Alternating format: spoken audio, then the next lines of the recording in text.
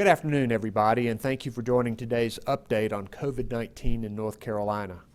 As of today, we have 147,932 lab-confirmed cases, 1,153 new cases reported since yesterday, 1,001 people in the hospital, and sadly, 2,431 people who've died.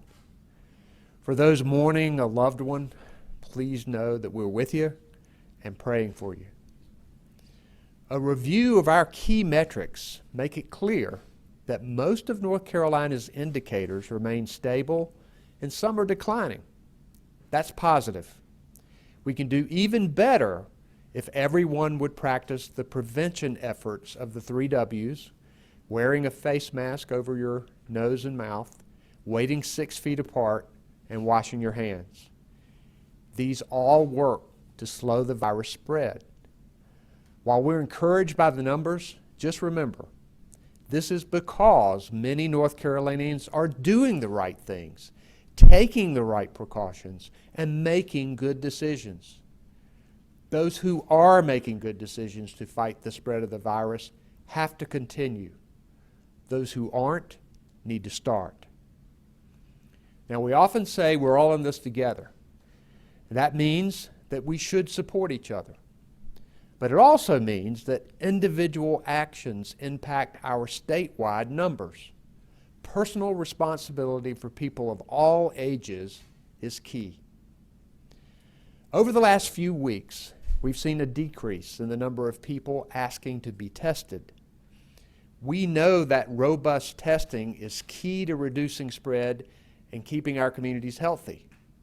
So the state has focused on ways to increase the number of tests. Today, the Department of Health and Human Services is announcing a new effort to provide more free testing sites in communities where it's needed. Cost should not prevent people from getting a test, particularly if they have symptoms, have been exposed, or work in high-risk jobs.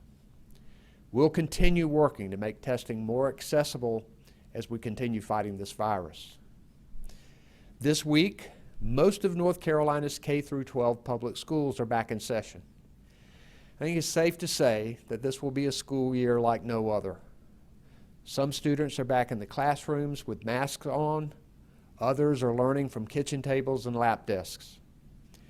I've talked to parents and teachers and school leaders, and it's clear that the pandemic and the start of the school year have caused concern, anxiety, and some frustration. I know it's hard for students too.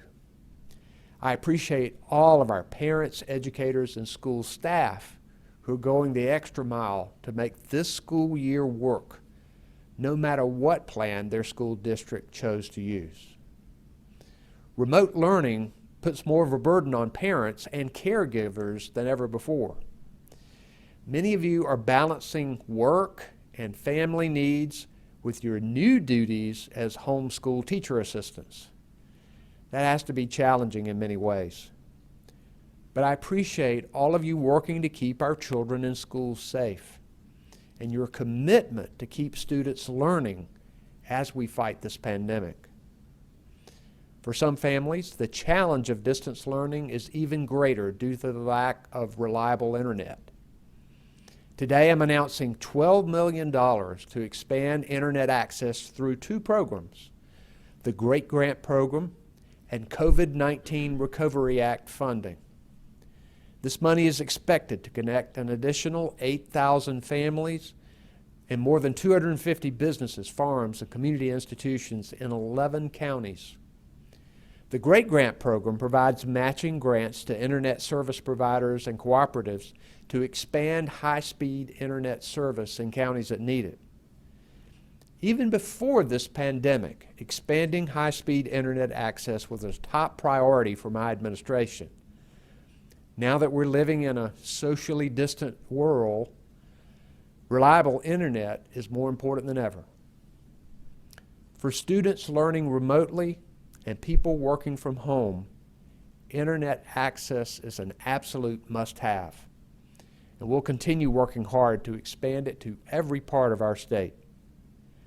College campuses across our state are also adjusting to learning during a pandemic.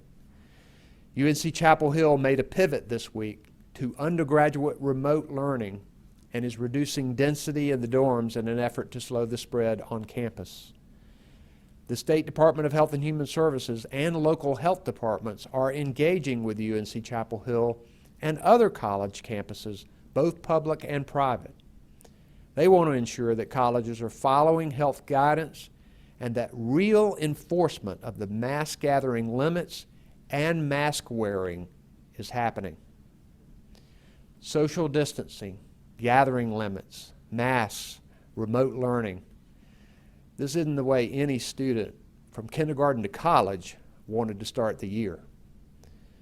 But when it can mean illness or health and even life or death, we have to do inconvenient things.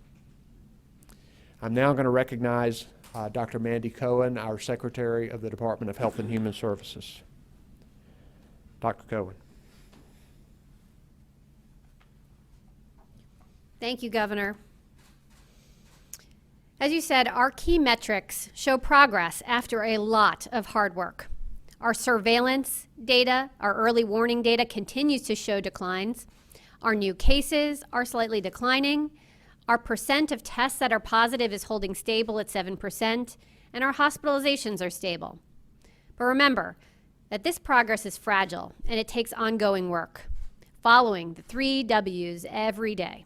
There is no one and done.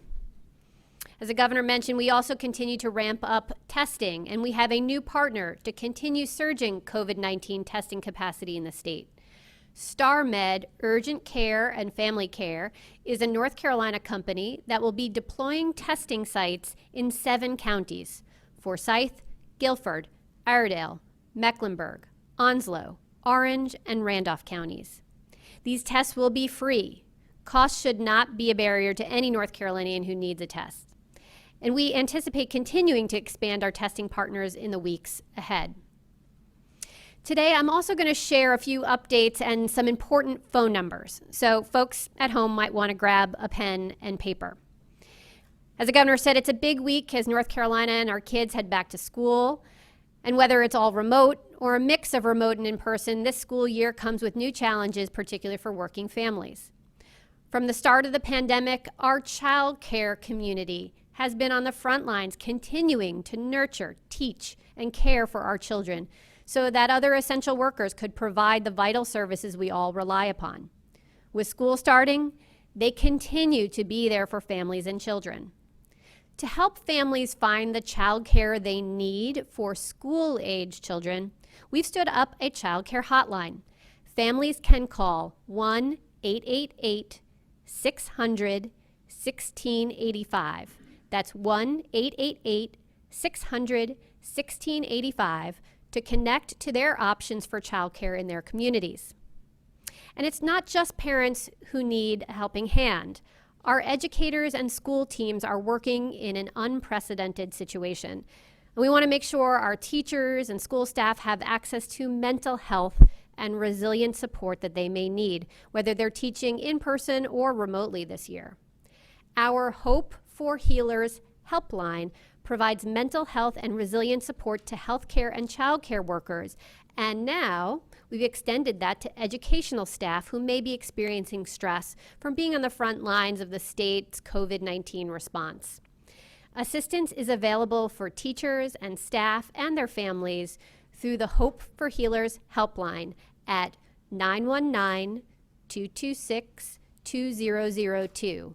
That's 919-226-2002. With children headed back to school and flu season right around the corner, it's more important than ever this year for everyone to get their recommended immunizations, especially students. Childhood immunizations keep kids safe and protect public health by lowering the likelihood of an outbreak of a vaccine-preventable disease like measles. Whether children are homeschooled or attend school in person or remotely, they are required by state law to receive certain immunizations. These requirements are listed on the DHHS website and will be making special efforts during this unusual back-to-school season to help families make sure that children can stay current on all of their age-appropriate vaccines.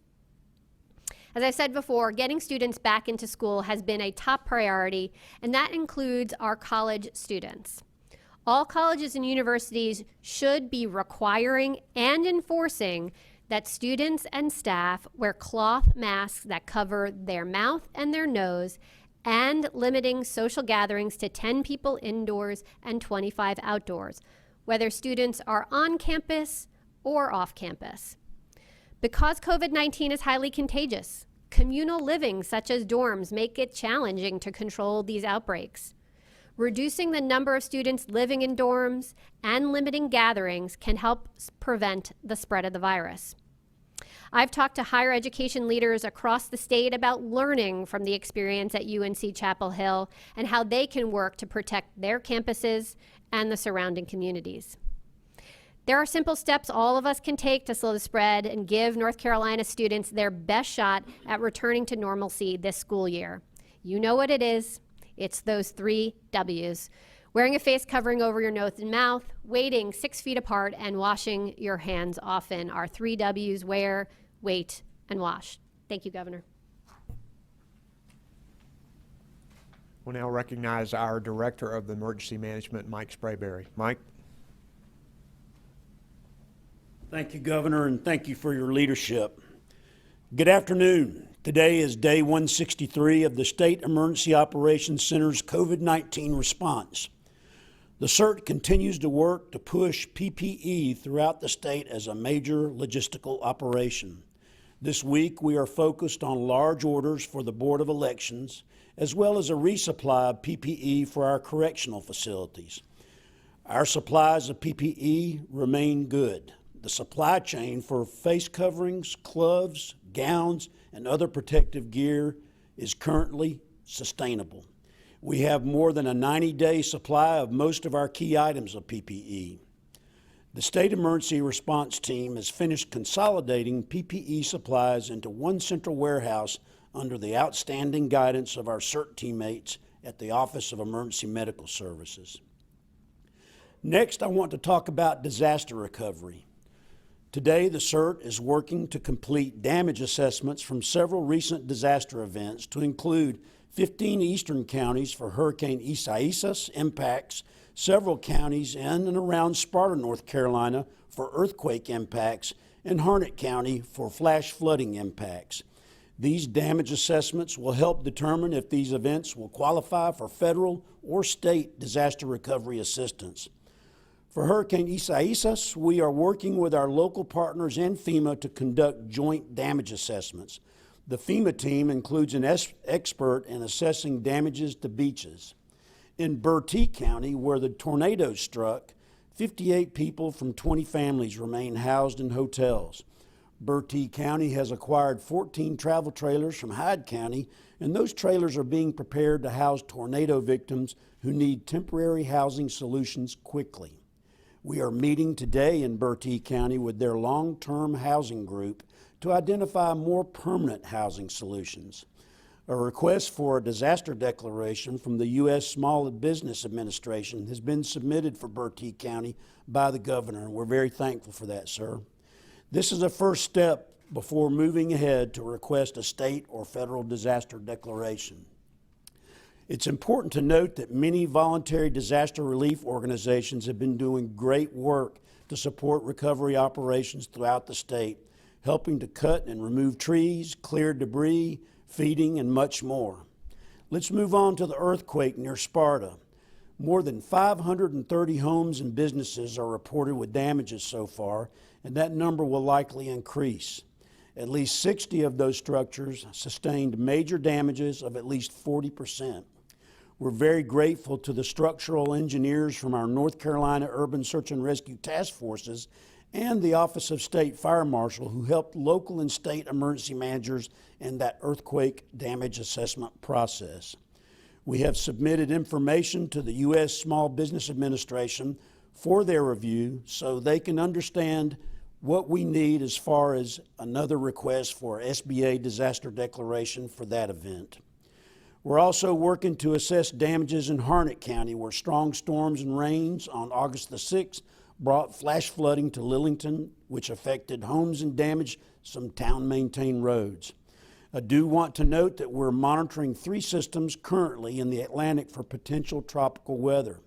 While it's too early to know the potential impacts to North Carolina, we're asking that everyone remain aware and make sure your personal emergency kit includes necessary items such as face coverings and hand sanitizer, and making sure that you have an evacuation plan should you or your family need it.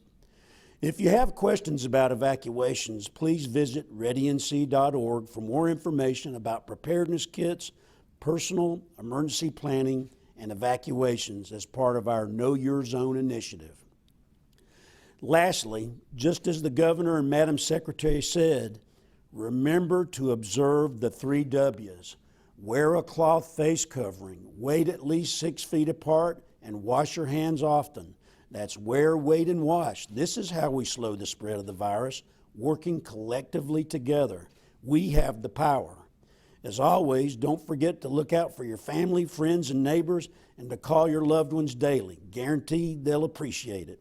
With kindness and cooperation, we'll all get through this together as one team, one mission, and one family. Thank you, Governor.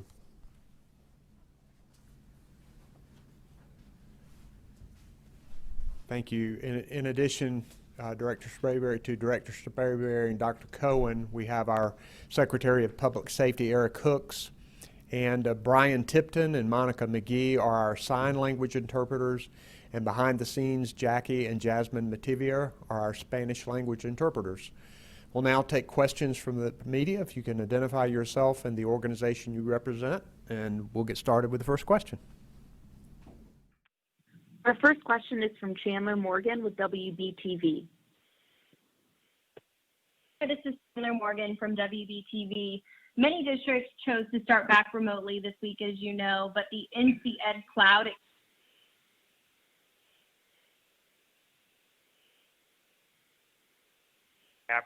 Her question cut off.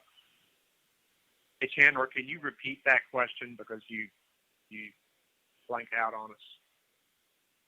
No problem. Can you hear me? I can now, yes. Thank you. Again, this is Chandler Morgan from WBTV. Many districts, they started back remotely this week, but the NC Ed Cloud, it continues to crash and students can't log on, so hours are being missed from a learning standpoint. Is this a priority for your administration to work and press NCDPI to get this server fixed? And if more crashes happen and our hours are lost, do you worry that students might lose instructional days and fall behind? It really is unacceptable to have those kinds of technical glitches when you're trying to do remote learning. That has to be frustrating to teachers, students, and parents. The Department of Public Instruction is responsible for that. I know our Department of Information Technology has offered assistance to them if they need it. I know that it needs to be fixed because our students learning remotely need to have this kind of connection with their school. Next question, please. Follow-up, Chandler Morgan, WBTV.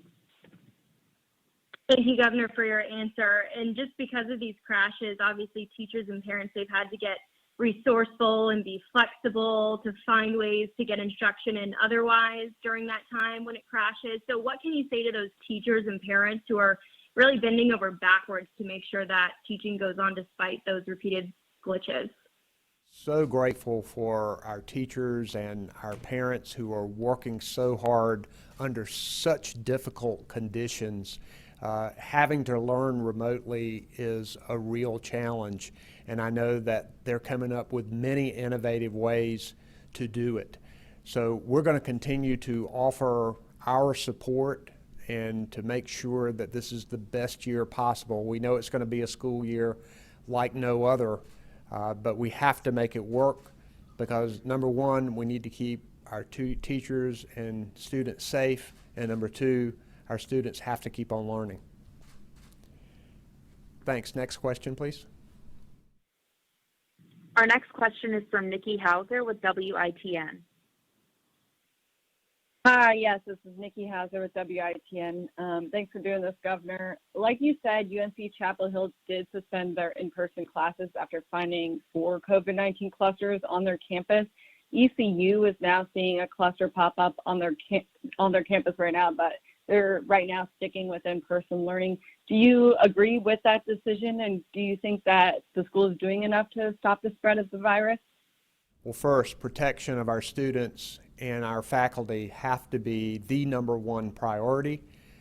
It's also important for students to keep on learning.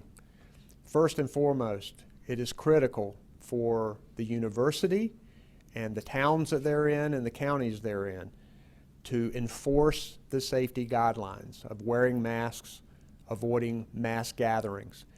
And we want the universities to work hard to enforce it along with local law enforcement. I know our Secretary of Public Safety has sent a message to all campus police and to chiefs in these towns where these universities are that it is so important to enforce the rules. And we want learning to be productive, but we also want it to be safe. And I'm also going to turn it over to Dr. Cohen, who has had some more in-depth discussions with the president and with the various chancellors of our university system, along with independent and private colleges. So, Dr. Cohen. Thank you, Governor. That's right. We're trying to make sure that we are being proactive, learning some lessons about what happened at Chapel Hill and how do we apply those lessons across the state. I've talked to a number of chancellors within the UNC system. I did speak with the chancellor of ECU just this morning about how we can work together as a team on making sure that we are enforcing, as the governor said, those mandates around masks and around social gathering, both on and off campus. And I think we had they have a very productive plan on how they're not just going to work with law enforcement, but use the tools at the university at ECU to hold students accountable. So I think that that is a good step forward. I think we also need to make sure, if there are outbreaks, to make sure that there's close connection between the universities and the local health department so that we can quickly jump on issues and make sure if we see a cluster of cases, it can remain as small as possible. So those are the kinds of things that we're doing. Like I said, having a number of conversations to reinforce our guidance to help prioritize the work that they are doing to keep their campuses and their communities safe. Thanks. Next question, please. Follow-up, Nikki Hauser, WITN. Thank you so much. My only other question is for counties whose K through 12 schools went back to school in person this week, but are still seeing increases in cases. Would your office try to work with them to move back online? And if so, is there a timeline for that? We've given all of the school systems the choice of being either fully remote or partly in person and part remote. And we certainly want to provide any kind of guidance to any school district that is making decisions about what they might want to do. So Dr. Cohen, our staff, we continue to consult with the State Board of Education and with individual superintendents of school districts if they want information about decisions that they need to make. Next question, please. Our next question is from Dawn Vaughn with the News and Observer. Hi, it's Dawn Vaughn with the News and Observer. I want to see if you could explain about the mandates and how there were more reopening mandates around K-12 public schools, but not universities. And what Dr. Cohen, you mentioned about reducing the number of students in dorms. Will that come as a mandate from the state? And if not, why not? Well, first, we want to keep safety at the top of the list here. And the public school system, obviously the governor, the State Board of Education, Department of Public Instruction need to make decisions about opening of schools and how they open. The university is a separate entity. They need to make their decisions about what they need to do, but at the same time, Our Department of Health and Human Services is giving them guidance and making recommendations, and we hope that with that cooperative effort that they can come up with a good plan going forward. Some of these universities have real good plans going in. Some of them need to learn lessons of what happened at UNC Chapel Hill that went in a little earlier than some of the other universities. So I think working together, we can get through this thing, making sure people are safe, but also making sure that students continue to learn. Next question, please. Follow-up, Dawn Vaughn, News and Observer. Hi, thanks for taking a follow-up. So is there no option through an executive order or otherwise to mandate some of these guidance for the universities and as far as enforcement too? So that's something that possibly could occur. We believe that working together cooperatively with the universities that we can make sure that students are protected. But Dr. Cohen has been talking to some of them, and there is a potential that something could be done. I'll let her address that. Sure. Hi, Dawn. Thanks for that question. So as you know, we've worked collaboratively with the other bodies that do govern the space of education. So in the case of K-12, we work closely with the Board of Education that actually adopted our guidelines, and those are what is governing the requirements and the recommendations that K-12 schools are undergoing. We similarly have guidance for higher ed. That has been a product of work that we've done with the higher ed folks and leaders in that space for a number of months. I think we can learn some lessons from what happened in Chapel Hill to think about prioritization of activities. And again, enforcement does jump for me to the top of that list on prevention. How do we prevent the spread of the virus in the first place? And so that's making sure, again, the mask mandate and the limiting of social gatherings both on and off campus is certainly a top priority for our focus of work. And that takes partners together to do that. Those at the university, our local law enforcement, local health department, the state.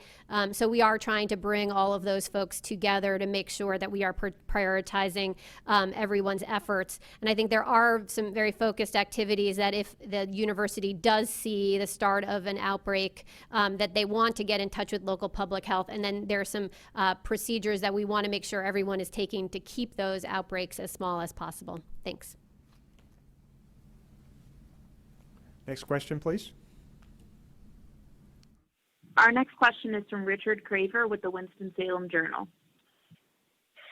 Yes, Governor, this is Richard Craver with the Winston-Salem Journal. I had a couple questions for you. One, I was trying to see if you have an update on the North Carolina application for that lost wages program that President Trump, and I guess with his executive order.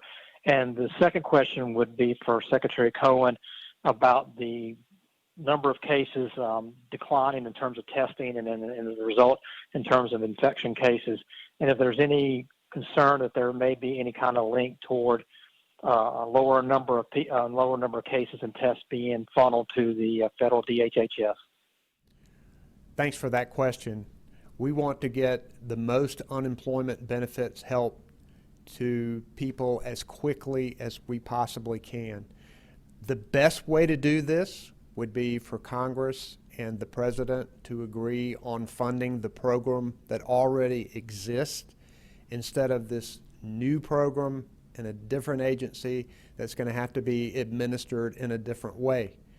However, if that's the only option for North Carolina, we want to take it. So the application is being finalized, and just like other states across the country are struggling with this, we're waiting for guidance from the U.S. Department of Labor on the rules of how this ought to be administered.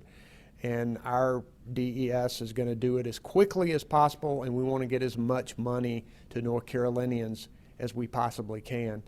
I still hope that they will come together and agree on funding this program that already exists, can get it to people quicker, and that $600 sure did help people. I'll let Dr. Cohen answer the next question. Hi, Richard. Great question about the interaction between the cases and the testing.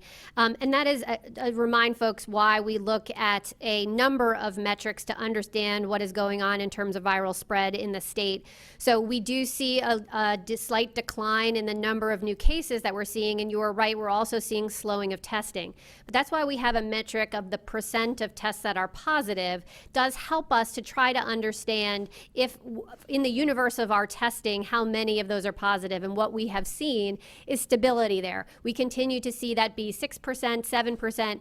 We want it to be 5 or less, but we've held steady there, even though we're seeing some decline in testing. So that tells me that we are stable with that metric, that our cases going down. We do see that in our cases, and I think that is positive news. But as we are saying today, we think we need to do more testing. That's why we're announcing yet another new partner today to do more free testing across the state in another 7 counties. And today we had more than 26,000 tests that were done in the last 24 hours. So there is a fair amount of testing going on. But again, I think we want to see even more to make sure that we are understanding spread of the virus. We want to remind folks, if you have symptoms, fever, cough, certainly to be tested. But also if you've been exposed or you work in a high-risk setting where you might be more likely to be exposed to COVID-19, we want to make sure you know testing is available, that you're getting your results faster, that the results are coming back faster now. So we want to make sure folks know that testing is available and to make sure to seek it out. Thanks. Thank you. Next question, please. Our next question is from Michael Hyland with CBS 17.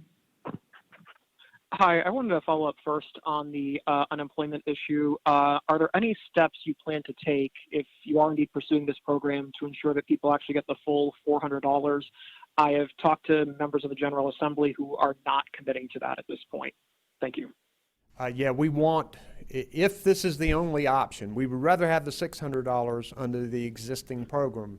But if this is the only option, we want to try to get that $400. We want to try to get as much unemployment compensation to people who are out of work through no fault of their own, get it to them as quickly as possible. Many of them now have been a while without getting that extra $600 a week, and that means that rent might not be paid and food might not be on the table. I think it's unconscionable that the President and Congress has left this issue on the table. This executive order that the President has signed creates a new program that has to be administered. We're ready to do it and want to get the full $400 to people.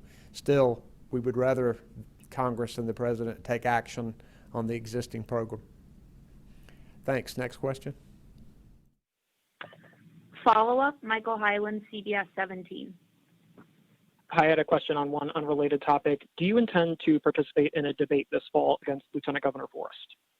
I'm not going to answer political questions here at this. You can contact my campaign and we can talk to you about that. Thanks. Next question. Our next question is from Kate Martin with Carolina Public Press. Good afternoon, Governor. This is Kate Martin with Carolina Public Press. I'm wondering if you can share with us what contact tracing can tell us about how students in these COVID clusters contracted COVID-19. You all keep emphasizing the gatherings both on and off campus. I'm hoping you can also explain the nature of these gatherings. Finally, can you be a little more explicit about what you're telling police chiefs and how they can break up some of these gatherings? Thank you. I'm first going to let Dr. Cohen address the first part of it, and I may let our Director of Public Safety talk about his discussions with police chiefs. Dr. Cohen? Hi, Kate. I think we're just at the beginning of understanding exactly the viral spread on some of the campuses. I can say anecdotally in my conversations with some of the chancellors and other presidents that they are saying that the clusters are in two veins. Some of them are amongst their athletic teams that have been practicing together and have been on campus for longer. A number of them had been related to some sorority, fraternity, other Greek life events where they live in the same location.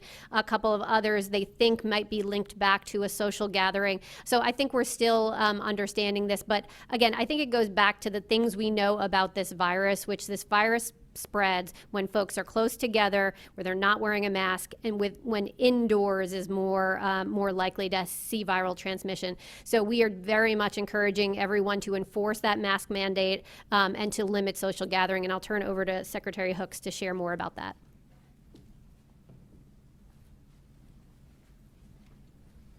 Thank you, Secretary Cohen.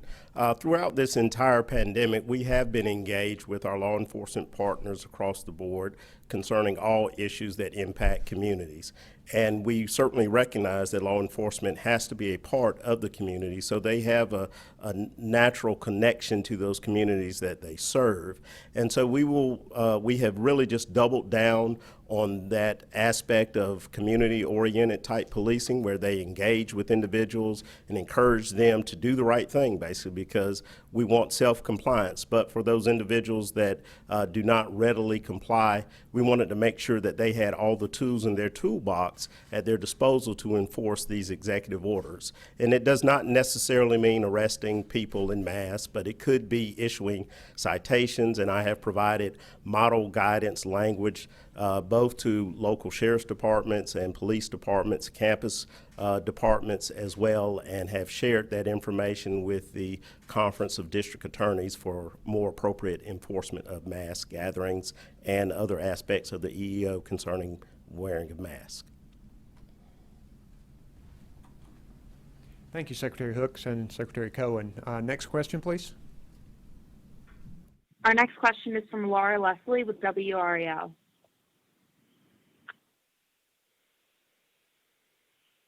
Hi, Governor. This is Laura Leslie with WRAL.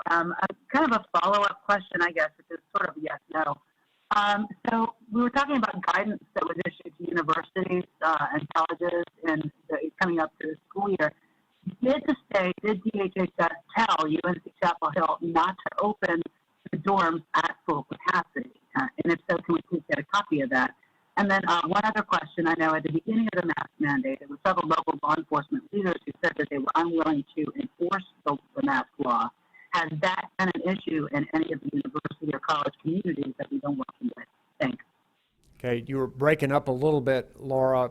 I know that our Department of Health and Human Services provided general safety health guidelines to the universities before they put their plans into place, and Dr. Cohen is continuing to engage with them, and I'm going to let her address exactly what those conversations have been about.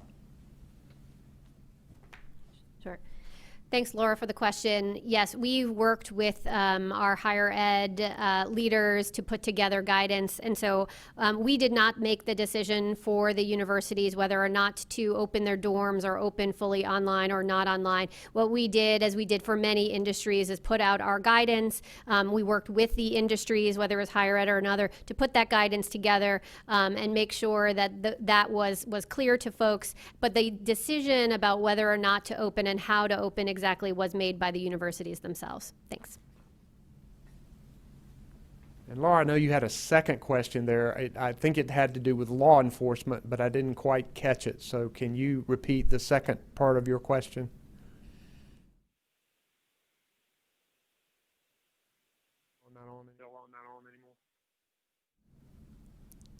Did DHHS advise the UNC schools and other colleges not to open their dorms at full capacity? Okay. Hi, Laura. So we did not have that question. I do know that the local Department of Health, the Orange County Health Director, did give other advice to Chapel Hill, but our conversations really focused on the kinds of guidance that we were putting together, and then those decisions were left to the university to make. Thanks. Thanks. Next question, please. Our next question is from Robin Kennedy with Fox 46. Hi, good afternoon, Governor and Secretary Cohen. I wanted to ask why you guys believe that we're seeing a decline in cases and also a stability of the percent positive. Well, first, I think a lot of North Carolinians are doing the things they need to do to slow the spread of the virus. We talk about the 3 W's.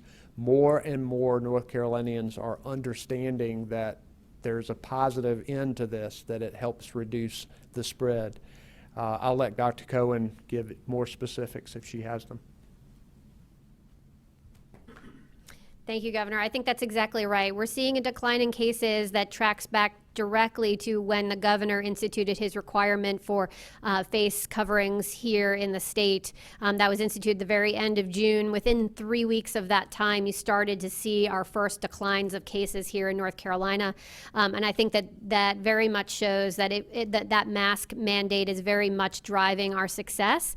But I think the important part to know is that success can be fragile. That progress is fragile, and it takes ongoing vigilance to make sure that we're continuing with the 3 W's in order to make sure we have continued success and continued progress. Thanks. Thank you. Next question, please. Follow-up, Robin Kennedy, Fox 46. And also with the colleges and universities, wanted to find out if you all are recommending that, given what's happened in Chapel Hill and some other locations where we have seen positive cases and some clusters, do you all recommend that the universities go all remote with learning this fall? I do believe that universities need to learn lessons from what happened at UNC Chapel Hill. Each university is in a different situation, but one thing I know needs to happen, they need to follow the safety guidelines, need to understand that in congregate living, when people live together, that you have to take steps to make sure those students are protected there. They need to enforce strong honor codes with students about not doing things that would violate the rules and would spread the virus.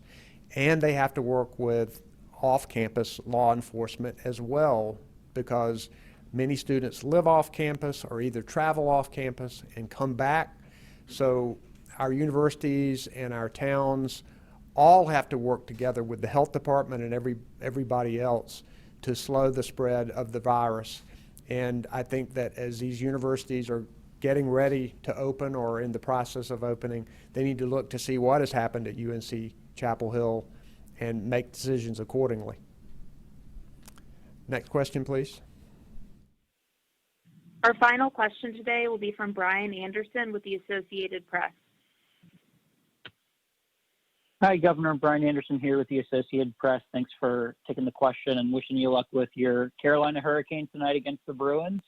So I went to UNC Chapel Hill yesterday and spoke with students who, these are just some of what they said to me. They said, I really feel stressed out right now. I definitely sobbed yesterday for like an hour. And at Charlotte, a student said, they can't risk us dying with courses in session. That would be a PR nightmare for them.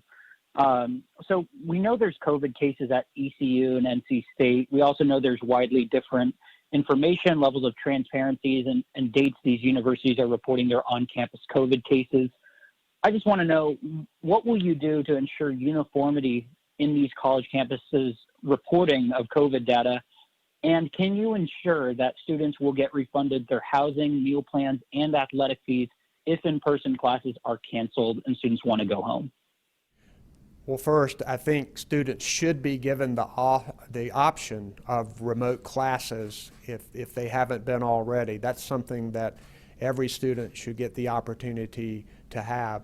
Second, I think a lot of universities already are talking about refunding money to students who have paid room and board to stay at a university, but then have not because of the circumstances that have occurred. And I do understand the stress that students are feeling, that parents are feeling. I think that's why it's so important that we all look out for each other. I think it's important for us too to know the data at each of these universities so that everybody can keep up with it. And I'll let Dr. Cohen address the data part of it, because I do believe that's important.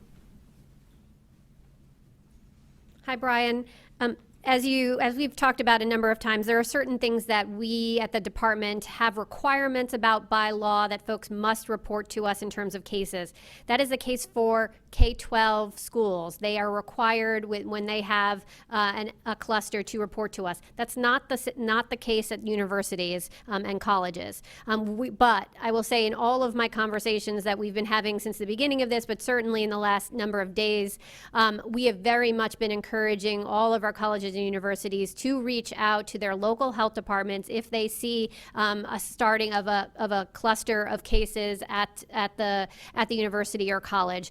One, to help us do the reporting that you're talking about, but also so that we can jump on top of those outbreaks and slow the spread of the virus as quickly as possible. But do know that we do not have a legal requirement for them to report to us. I would ask them to be as transparent as possible, because I think it's important, as you were saying, for us to all know what is happening so that we can work together to slow the spread of that virus on the campus. Thank you. And if there's a follow-up, Brian? Yes. Yeah, sorry. I just had one separate follow-up regarding voting this November. What are some of these contingencies that are being discussed? Particularly, I'm thinking if someone receives a positive COVID diagnosis requiring isolation, and it might be too late for them to request a mail ballot, or if a polling place becomes contaminated and needs to be closed. I'm just curious if you could just sort of talk about, in the age of COVID, what voting contingencies are being discussed right now.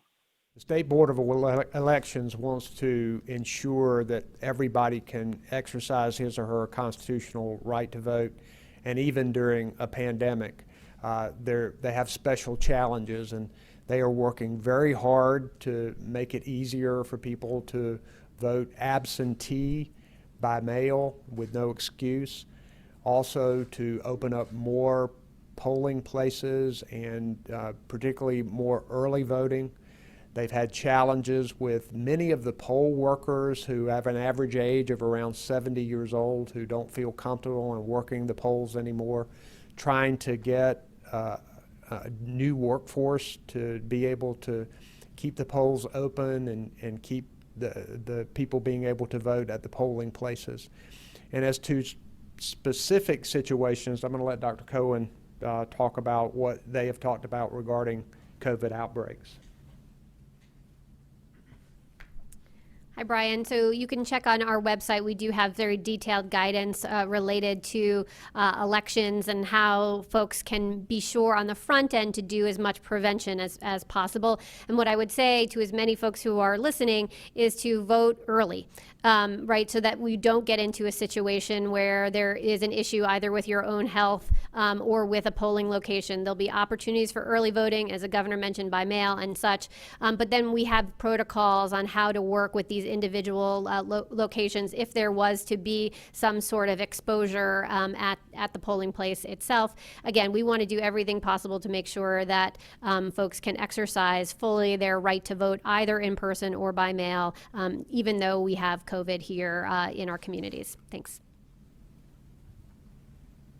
Thanks everybody for being with us today. We appreciate it.